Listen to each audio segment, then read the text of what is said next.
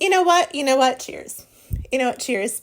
Cheers to me being a horrible hater and potentially making a ton of enemies. Like, let's drink to that, right? Yes. So, you want to know something I hate? That would be fiction about age gap relationships. And okay, I might be generalizing here, but lately, I find that every time I pick up a new book, a new like talked about book, written by a young woman who is hailed as an up and comer in the publishing industry, it is almost always reliably about a romantic liaison between an older man and a woman in her 20s, over and over and over again. And now here is the thing, though. I did not always hate this trope, and I was not necessarily predisposed to hate this trope. I have never been in an age gap relationship. I have no real opinions on them. I would love to be enlightened about the emotional experience of being in an age gap relationship. However, however, I have by this point read enough of these books to know that they're going to burn me every single time.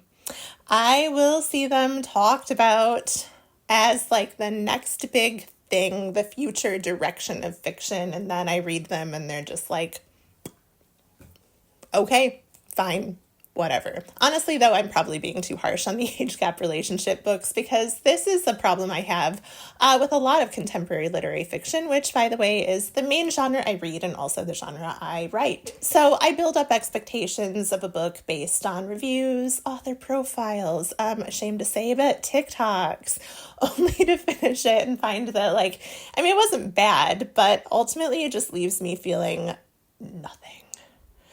And let's go back though to the age gap relationship trope for a moment, which maybe can help me illustrate why I just feel nothing when I read these books and why I find myself so disappointed. And so here's the thing. I'm reading about a relationship that is fraught with power dynamics. And reading about that kind of relationship, I want to feel those power dynamics. I want to feel the injustice. I want to feel the tension, the high stakes, whatever. The problem is I just don't. The man's always kind of morally gray without much to truly recommend him. The woman is sad and lost. And she lets the man take advantage of her because of her sadness and her lostness. And sure, fine, I see it. I guess that would happen. And even this, though, I think could be a good premise if we just went a little deeper into the psychology of these people. Why is the man morally gray? What made him that way? What makes the woman so sad and lost? How do they feel about these things? Ultimately, though, I find there's just so little backstory.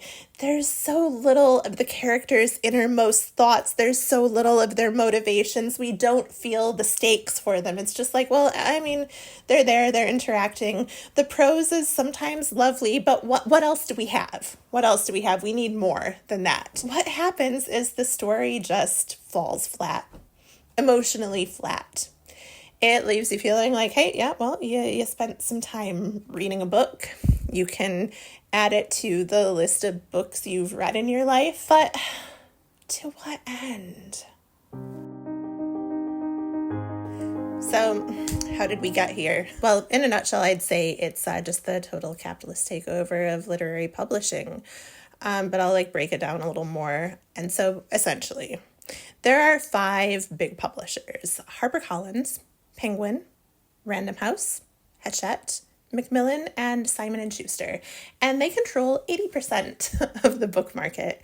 They are also run by, you guessed it, big money interests, as is everything. Okay, but even though I clearly have no interest in private equity, what I do care about are the effects it has on the world we live in and the state of the arts. Dan Sinekin, a professor at Emory University, quoted in The Atlantic recently, was saying that essentially what this is going to mean for publishers is that they're really going to favor taking on already proven authors, celebrity memoirs, at the risk of riskier, unknown writers. And so what we start to see really are very similar books churned out over and over and over again. Not really because that's genuinely what readers want, but because it's sold well before and readers really ultimately have no choice in the matter. It's when, a lot of people buy some romantasy book and romantasy. Like, seriously, am I saying this? Yeah, I'm saying this. And the publishing industry then starts to assume that, well, romantasy, because it sold well that one time, that must be all that people want to read ever again, forever. But really, this has been the case across like all forms of media for a long time. And now I'm going to get like a little bit theoretical here. But in the book Manufacturing Consent, Noam Chomsky and Edward Herman wrote about this, saying, "The citizenry was never given the opportunity to approve or disapprove the wholesale transfer of broadcasting rights to commercial interests back in 1934. The public is not sovereign over the media. The owners and managers seeking ads decide what is to be offered, and the public must choose among these. People watch and read in good part on the basis of what is readily available and intensively promoted. But like, books don't have ads. What could any of this possibly have to do with literary fiction? Well, I think like this is where Book Talk actually gives us a pretty good example, and I've like spent some time there largely against my will, and I can tell you what kind of books it promotes and what kind of book content it promotes. So like, are you getting in-depth reviews from real people? That'd be a great thing, but like oftentimes no, like you can, but like that's not the majority of what I see, and I have spent a shameful amount of time on Book Talk. What you're going to see more of are like flat lay photos of books captioned something like "books for hot girls." Or even worse, you're going to have someone on screen silent, just showing you like the inner spines, like the pages of books, and they're going to make you wait as they gradually reveal their choices of like books for hot girls or whatever. And like, this video format makes me absolutely furious, but I have caught myself watching all the way through just to see what makes their stupid list. And then guess what? Guess what happens there? TikTok gets more engagement, more money for TikTok and from its advertisers, great. But like, do you see how this is a problem? And it leads to books being marketed by cover design and accumulation of buzz. And you see how like the content of books, like the actual like meat of the books, falls by the wayside. But then someone must be there to watch out for us, the readers. What about the editors? You know, the gatekeepers of what gets published, the ones who maybe theoretically could stop a bad book in its tracks. Like, surely there must be good people still interested in putting out a good book. There must be. Well, I mean, I don't know for sure. I'm sure there are some, but like, I'm going to lay out a theory of what happens in these publishing houses with these editors, and maybe it'll resonate with someone, I don't know, or maybe it'll just make me even more enemies, but here goes. So like, we're going to start with a little personal anecdote, and that is like a few years ago, when my sister moved to New York City for the first time, she introduced me to a type of person she calls the, quote, publishing interns. They might not always be interns. It's like more a personality type. And like, these are people who, you know, you can spot them because they're usually carrying a canvas tote bag instead of a purse. And they wear usually like head to toe shapeless beige, and it kind of looks terrible, but you know, it was also terribly expensive. Like, these are a bunch of rich white kids who grew up probably in the suburbs of major cities, and they might perform somewhat progressive radical politics, but their upbringings have also given them a deep investment in maintaining the status quo. And now I suspect these are the people who go on to run the day-to-day operations of the creative side of the publishing industry. And then they take orders from the business side on what will sell. And they insert their little moralisms into their selections of books, and we end up with the flat fiction that seems like it should have something to say about society, but really wants to preserve the status quo with a little more hand-wringing anxiety over the state of the world right now. That's what we get, in my opinion. That's what I think happens. I don't know. This could all be wrong. I could be making this up, but like, this is very much my suspicion. Anyway, Becca Rothfeld calls this sanctimony literature, writing, though it purports to treat themes of great gravity and complexity, such as sexism and economic inequality, sanctimony literature is suspiciously easy to read. And there we have it, the performance of high ideals while saying absolutely nothing of substance, like the performance of opposing injustice in age gap relationships, where really they're just like flat stories that are kind of trying to be like maybe a little bit sexy or something. I don't know. Anyway, author Brandon Taylor wrote on Substack about the rise of what he calls casting tape fiction, namely books focusing on a first-person narrator without interiority subtext. The fiction plays before you, sometimes very cleverly written, but it kind of has the feel maybe of like an out-of-context film reel. You're just watching scenes, but you don't know what's really behind them. And then another Substack post deals with the problem of contemporary novels based kind of similarly, entirely on vignettes, brief scenes, often written in very stylish language, but also, again, without a hint of character motivation or context. I quote, "How many times have you read a book applauded as a distillation of our current moment? What moment is that exactly? You're the hot new ingenue in publishing. If you distill the kind of reality the cultural gatekeepers live in, regardless if your prose is on the same level as Bob books. Bob and Jane live in Brooklyn. Bob has ennui. So does Jane. Bob and Jane engage in the driest sex you've ever read in your entire life, taking breaks to chat some watered-down leftist theory. Bob and Jane break up. Bob is sad. Jane writes a book. The end. Booker Prize, here we come." And I think in all of this, it comes down to a question of who books are for. Are they for publishing professionals looking to advance a certain worldview? Are they for writers to prop themselves up as potential prize winners? Or are books for readers? Naomi Kanakia wrote similarly on Substack. Oh my God, can you tell I have a Substack? However, I find that in practice, it is very difficult to convince the literary world that folks like this actually exist. They believe readers exist, but they tend to think that most readers are stupid and don't like to read smart books. They think the readers of smart books are an endangered species, and that a critic's primary role is to convince the readers of dumb books to read smart books instead. But recently, literary people have started to lose faith, even in this rather condescending goal. Nowadays, literary people have started to conceptualize reading itself as being an endangered activity.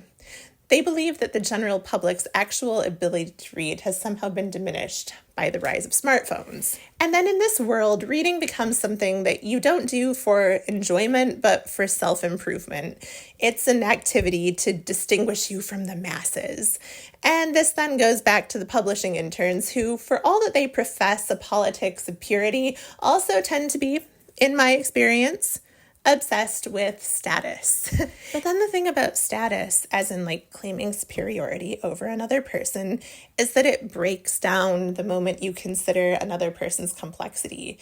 It's easier to advance literature that operates in easy archetypes rather than presenting characters who are complex and actually are interesting, to actually get into the real moral grayness of the older man in the relationship with the younger woman.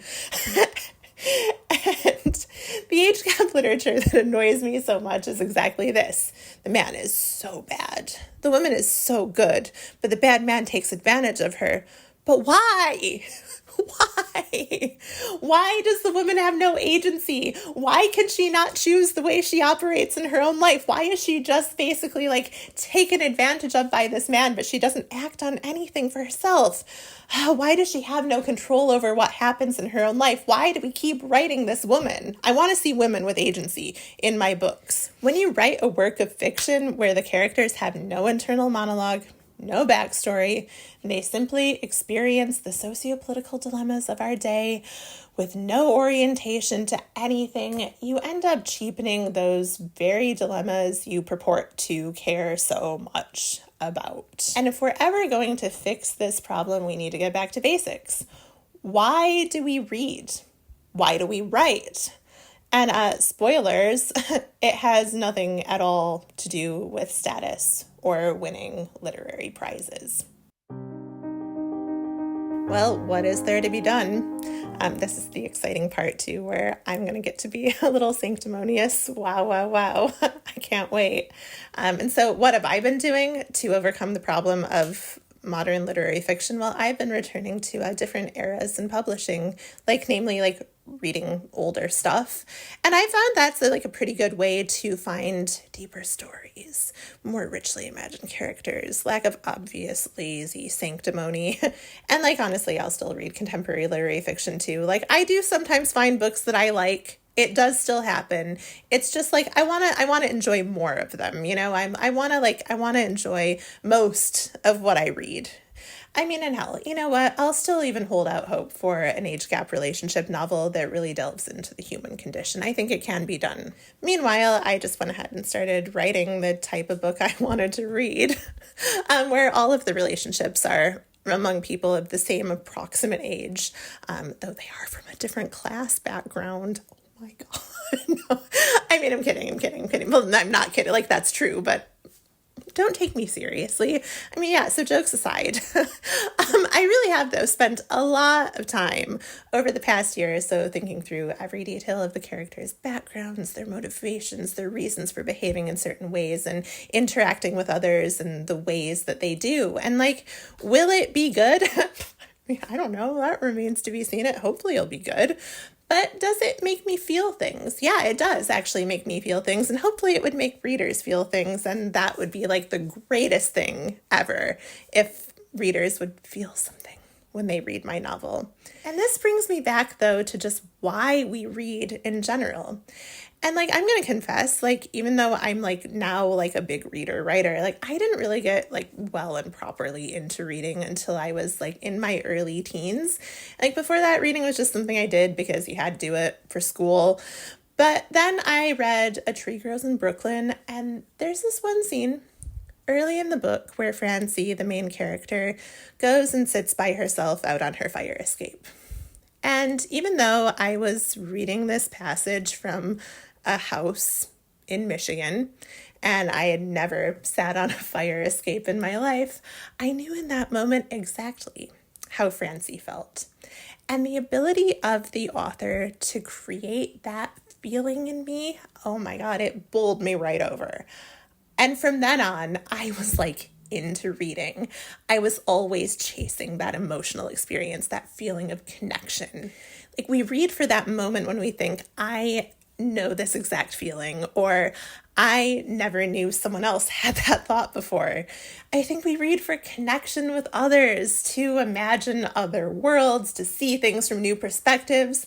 And of course, there's still plenty of writing in the world that does exactly that. But still, I am waiting to see that literature of the present day that does distill our current moment and that makes you feel something, that makes you feel connected to the world, that makes you feel like, oh, wow, I understand something new about society right now that I never understood before, and this book helped me do it. That's what I want to see.